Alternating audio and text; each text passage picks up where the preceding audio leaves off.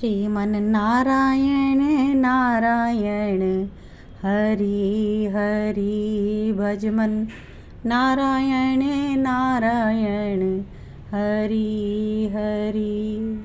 हरे कृष्णा। सभी भक्तों का स्वागत है कृष्ण डिवोशन चैनल पर। हम सभी पुण्यमयी वैशाख मास की कथा का श्रवण कर रहे हैं और पिछले वीडियो में हमने श्रवण की राजा पुरुषोषा की कथा और किस प्रकार से उसको वैशाख मास के धर्म का पालन करने से सब प्रकार के ऐश्वर्य प्राप्त हुए और उसे भगवान विष्णु ने अक्षय तृतीया के दिन अपने भगवान ने दर्शन दिए और किस प्रकार से उसने भगवान नारायण के दर्शन किए।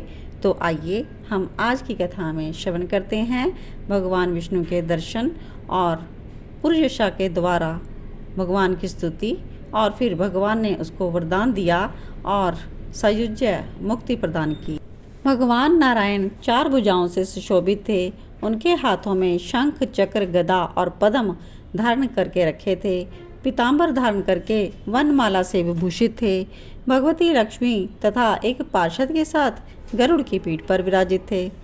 उनका दुस्सह तेज देखकर राजा के नेत्र मूंद गए तो उनके सब अंगों से रोमांच हो आया और नेत्रों से अश्रुधारा प्रवाहित होने लगी। भगवान के दर्शन में आनंद में उनका हृदय डूब गया तो उन्होंने फटाफट से भगवान को साष्टांग प्रणाम किया। फिर प्रेम विह्वल नेत्रों से जगदीश्वर श्री हरि की बहुत देर तक निहारते रहे। उनके चरण धोए और उसके जल को अपने मस्तक पर धारण किया। विष्णु जी के चरणों का धोवन श्री गंगा जी ब्रह्मा जी सहित तीनों लोगों को पवित्र करती है। राजा ने महान वैभव से बहुमूल्य वस्त्र आभूषण चंदन से हार धूप दीप और अमृत परक समान नैवेद्य से निवेदित किया और अपने तन मन धन और आत्मा का समर्पण करके अद्वितीय प्राण पुरुष भगवान विष्णु जी का पूजन किया। पूजन के बाद उन्होंने उनकी स्तुति की कि जो निर्गुण है, निरंजन है एवं प्रजापतियों के भी अधीश्वर हैं, ब्रह्मा आदि संपूर्ण देवता जिनकी वंदना करते रहते हैं, उन परम पुरुष भगवान श्री हरि को मैं प्रणाम करता हूँ। आप स्वतंत्र परमेश्वर को नमस्कार है। साधु पुरुषों पर अनुग्रह करने वाले आप परमात्मा को प्रणाम है। प्रभु, आपकी माया से मोहित होकर मैं स्त्री और धन रूपी विषयों में ही भटकता रहा हूँ। अनर्थ में ही मेरी अर्थ दृष्टि हो गई थी। प्रभु विश्व मूर्ते, जब जीव आप पर अनंत शक्ति परमेश्वर की कृपा होती है तभी उसे महापुरुषों का संग प्राप्त होता है जिससे कि वह संसार समुद्र से पार हो जाता है। ईश्वर, जब सत्संग मिलता है तभी आप में मन और बुद्धि का अनुराग बढ़ता है। मेरा समस्त राज्य जो मुझसे छिन गया था वह भी आपके ही कृपा से मुझे प्राप्त हुआ है। मैं ना तो राज्य चाहता हूँ, ना पुत्र आदि की इच्छा रखता हूँ और ना ही कोष की अभिलाषा रखती हूँ, लेकिन मुनियों के द्वारा जो ध्यान करने योग्य जो आपके चरणार विंद हैं उन्हीं का नित्य सेवन करना चाहती हूँ। देवेश्वर, हे जगत निवास, मुझ पर प्रसन्न होइए जिससे आपके चरण कमलों की स्मृति बराबर बनी रहे। स्त्री पुत्र खजाना और आत्मीय कहे जाने वाले सब पदार्थों में जो मेरी आसक्ति है वह दूर हो जाए। भगवान, मेरा मन सदा आपके चरणार बिंदों में चिंतन में ही लगा रहे। मेरी वाणी आपकी दिव्य कथा के निरंतर वर्णन में तत्पर हो। मेरे ये दोनों नेत्र आपके श्री विग्रह के दर्शनों में और मेरे कान कथा श्रवण में, रसना आपके भोग लगाए हुए प्रसाद के आस्वादन में प्रवृत्त हो।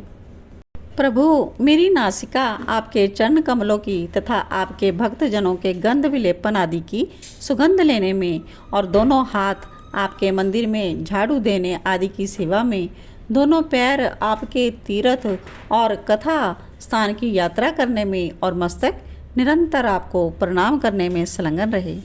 मेरी कामना आपकी उत्तम कथा में और बुद्धि अहर्निश आपका चिंतन करने में तत्पर हो। मेरे घर पर पधारे हुए मुनियों द्वारा आपकी उत्तम कथा का वर्णन और आपकी महिमा का गान होता रहे और इसी में मेरा दिन बीते। हे विष्णु, एक क्षण तथा आधे पल के लिए भी ऐसा प्रलभ ना उपस्थित हो जो कि आपकी चर्चा से रहित हो। हे प्रभु, मुझे तो केवल आपके चरणों की निरंतर सेवा चाहिए, जिस प्रकार से लक्ष्मी जी तथा ब्रह्मा शंकर आदि देवता भी सदा प्रार्थना किया करते हैं। राजा की इस प्रकार से स्तुति करने पर कमल नयन भगवान विष्णु ने प्रसन्न होकर मेघ के समान गंभीर वाणी में कहा कि राजन, मैं जानता हूँ तुम मेरे श्रेष्ठ भक्त हो, कामना से रहित हो और निष्पाप हो। नरेश्वर, मुझ में तुम्हारी दृढ़ भक्ति हो और अंत में तुम मेरा सायुज्य प्राप्त करो। तुम्हारे द्वारा किए हुए इस स्रोत से इस पृथ्वी पर जो भी लोग स्तुति करेंगे उनसे मैं संतुष्ट हो जाता हूँ और मैं उन्हें भोग और मोक्ष प्रदान करूँगा। यह अक्षय तृतीया इस पृथ्वी पर प्रसिद्ध होगी। जो भी मनुष्य इस तिथि को किसी भी बहाने से या स्वभाव से ही स्नान दान आदि क्रियाएं करते हैं वे मेरे अविनाशी पद को प्राप्त होते हैं। जो मनुष्य पितरों के उद्देश्य से अक्षय तृतीया को श्राद्ध करते हैं उनका दिया हुआ श्राद्ध अक्षय होता है। इस तिथि में थोड़ा सा भी किया हुआ पुण्य उसका फल अक्षय होता है। जो विशाख मास में मेरा प्रिया करने वाले धर्मों का अनुष्ठान करता है उसके जन्म मृत्यु जरा भय और पाप को मैं हर लेता हूँ।